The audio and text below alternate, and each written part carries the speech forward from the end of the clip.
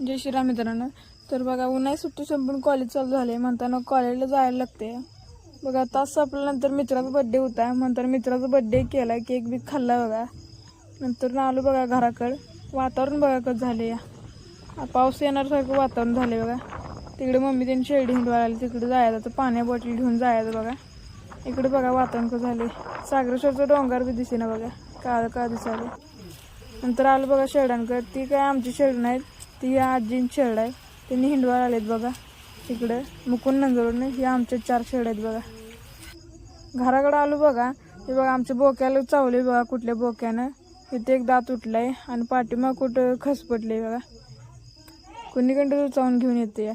आमच्या घराच्या पाठीमाग प्लॉट पडले बघा, इथं त्यांनी हत्ती गस लावले त्यांच्या जागेत. नंतर ह्याने बघा बॅटबॉल खेळाले, रात्री झाली तरी बॅटबॉल खेळायला तिला लांब उभा राहिली बघा.